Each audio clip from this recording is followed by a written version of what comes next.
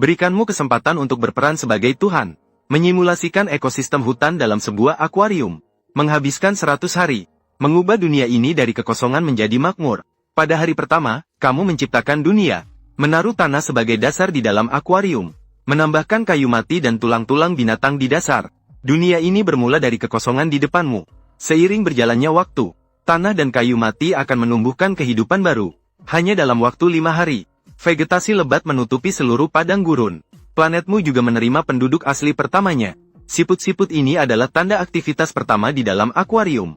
Mereka menikmati tunas-tunas yang baru saja muncul. Namun hari-hari damai itu tidak berlangsung lama. Sangat cepat. Kecepatan konsumsi tumbuhan melebihi imajinasimu. Ternyata cacing tanah yang berperan aneh. Mereka bergerak di mana-mana, merusak akar tanaman, untuk mengendalikan jumlah cacing tanah. Sebagai agen Tuhan, Anda memperkenalkan spesies baru dengan cepat. Ini adalah ular cacing timur. Dengan ukurannya, dapat dengan mudah masuk ke dalam lubang tanah tempat cacing tanah berada, untuk memulai tugas berburu yang Anda berikan. Sementara itu, sesuatu yang ajaib tumbuh dengan cepat di permukaan tanah. Sejumlah besar jamur tumbuh di batang kayu itu. Dalam hanya 2,5 hari, tumbuh dengan sangat lebat. Kehadiran jamur memperkaya menu siput-siput. Mereka bermigrasi ke batang kayu untuk menikmati makanan. Di dalam kayu, terdapat sebuah kerajaan semut. Sedang tumbuh dengan diam-diam. Sedang merawat generasi pertama semut muda. Menunggu sarang telur menetas. Mereka akan menjadi pengikut setia di bawah permaisuri. Pelayan paling setia. Mengabdikan hati untuk kerajaan. Pada hari ke-21, vegetasi tumbuh semakin lebat, persaingan antar spesies menjadi semakin sengit. Seperti induk siput yang baru saja menetaskan sekelompok telur, sudah menjadi incaran predator lain. Belalang telah mengincar anaknya sejak lama. Karena tidak ada musuh alami yang mengendalikan, mereka berkembang biak tanpa kendali di sini. Populasi mereka hampir tak terkendali. Sebagai Tuhan, kamu segera memperkenalkan 2 ekor laba-laba loncat. Mereka adalah pasangan jantan dan betina. Jangan tertipu dengan penampilannya yang imut. Namun mereka adalah predator yang hanya memakan serangga. Setelah datang ke planet ini dengan misi, pasangan laba-laba loncat langsung memulai mode pembunuhan. Meskipun penglihatan belalang sangat tajam, namun kecepatan laba-laba loncat lebih unggul. Hanya dengan 1 gigitan, membuat mangsanya lumpuh. Kemudian memulai waktu makan yang menyenangkan. Sensasi berburu dan memangsa ini. Sepertinya aku berada di dunia baru Beast Lord. Sama seperti sifat pemangsa yang saya pilih. Dari awal hingga akhir. Menjara siapapun yang tertangkap, lebih cepat daripada bercocok tanam dengan tekun. Lihatlah, meskipun saya memilih unta yang lemah di awal permainan, namun dengan bonus kerusakan 30% dari pemangsa, dapat meningkatkan level dengan cepat, merekrut sekelompok singa Amerika untuk wilayah saya. Bahkan kadal komodo tidak bisa bersaing, mengubah kekalahan menjadi keuntungan dengan merampas sumber daya musuh. Dalam hitungan menit, saya bisa membangun sebuah kerajaan binatang. Teman-teman yang tertarik bisa bergabung dan bermain bersama saya. Sementara itu, kemudian, prajurit pertama dari sarang, juga mulai keluar dari sarang. Ratu sendiri membantu dia berjalan dengan 4 kaki. Sebuah kerajaan semut yang kuat sedang bangkit. 50 hari telah berlalu. Rumput liar telah tumbuh di dalam kotak. Pertempuran sengit terjadi di antara tanaman. Kamu menyadari, diperlukan lebih banyak hewan pemakan tumbuhan untuk menjaga keseimbangan. Maka diperkenalkan serangga baru, lipan.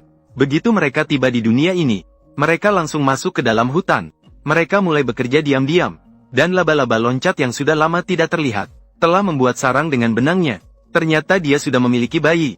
Tujuan membuat sarang adalah untuk melindungi anak-anaknya, bahkan menutup pintu besar untuk menolak pengamat, menolak untuk dia mati. Sementara itu, telur siput tetangga sudah menetas. Tahap bayi siput benar-benar lucu. Mereka yang baru saja lahir, belum tahu di mana mereka berada, dan tidak menyadari bahwa planet ini akan segera menyaksikan keajaiban. Inilah hujan buatan dari Tuhan.